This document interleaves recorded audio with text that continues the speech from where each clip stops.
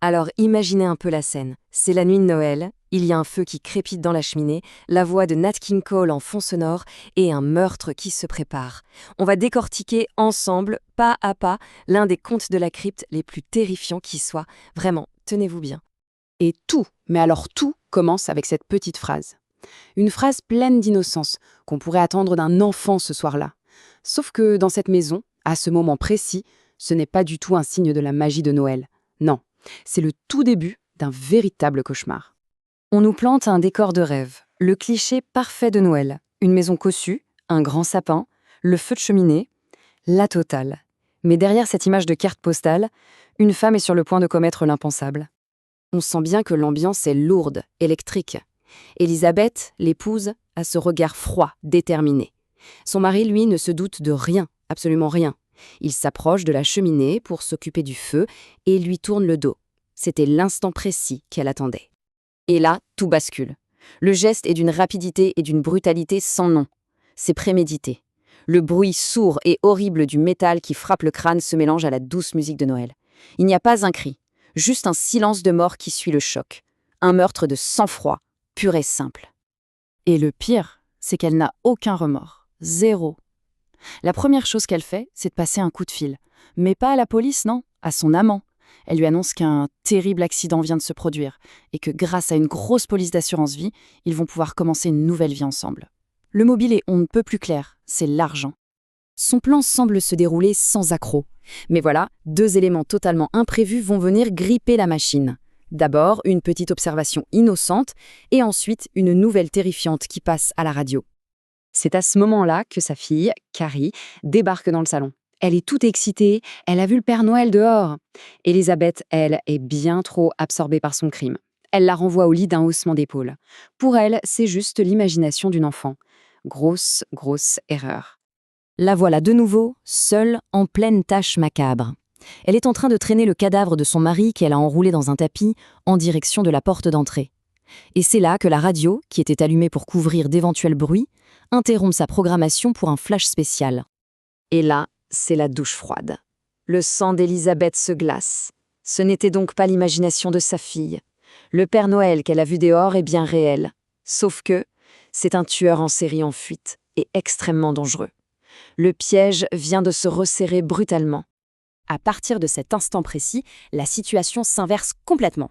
La prédatrice devient la proie, et sa propre maison, la scène de son crime, se transforme en une prison mortelle. Malgré tout, elle est déterminée à finir le travail. Elle ouvre la porte pour faire glisser le corps dehors. Et là, dans la nuit, sous la neige qui tombe, une silhouette rouge se tient devant elle. C'est lui, le psychopathe, avec une hache à la main. Prise de panique, elle lâche tout et claque la porte, se barricadant à l'intérieur juste à temps. Et c'est là qu'est tout le problème. Elle est piégée chez elle, avec un tueur qui essaye de rentrer. La solution la plus logique, ce serait d'appeler la police, bien sûr. Mais comment faire ? Comment est-ce qu'elle pourrait bien expliquer la présence du cadavre de son mari juste devant la porte ? Le dilemme est absolument terrifiant et sans issue. Soit elle appelle la police, et dans ce cas elle avoue son meurtre, soit elle n'appelle personne et elle doit affronter le tueur toute seule. Prison à vie ou mort certaine. Son propre crime vient de la condamner. Alors que tout semble complètement fichu, une idée un peu folle commence à germer dans son esprit. Un plan désespéré pour essayer de retourner la situation. Mais c'était sans compter sur le facteur le plus imprévisible de tous, l'innocence de sa propre fille. Elle se souvient soudain que son mari possédait un fusil de chasse. Le plan est audacieux. Elle va trouver l'arme, tuer le psychopathe et ensuite appeler la police. Elle pourra dire qu'il a tué son mari et qu'elle a dû se défendre. Un scénario parfait pour s'en sortir non seulement libre, mais riche. Mais c'est là que tout s'enchaîne avec une synchronisation absolument tragique. En cherchant le fusil dans un placard, elle s'enferme accidentellement à l'intérieur. Pendant ce temps, dehors, le tueur installe une échelle contre le mur, jusqu'à la fenêtre de la chambre de Carrie. La petite, réveillée par le bruit, voit le Père Noël. Pour elle, c'est un rêve qui devient réalité.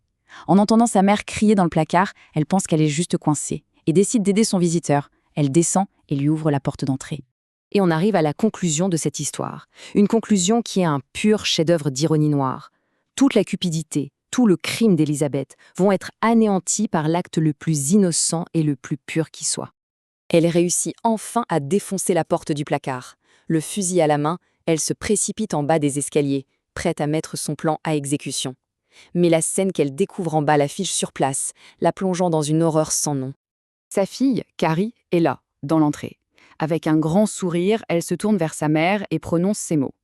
Une phrase qui, dans n'importe quel autre contexte, serait juste adorable, mais qui, ici, sonne comme une sentence de mort. L'image est insoutenable. La petite fille, rayonnante de joie, tient la main du gigantesque Père Noël, dont la hache dégouline de sang. L'innocence de l'enfant, sa croyance pure et totale en la magie de Noël, vient de sceller le destin de sa mère de la plus terrible des manières. Et c'est sur cette question glaçante posée par le tueur à Elisabeth juste avant de lever sa hache que se termine ce conte. Une morale tordue, inoubliable. Parfois l'innocence qu'on choisit d'ignorer est bien plus dangereuse que les monstres qu'on pense combattre.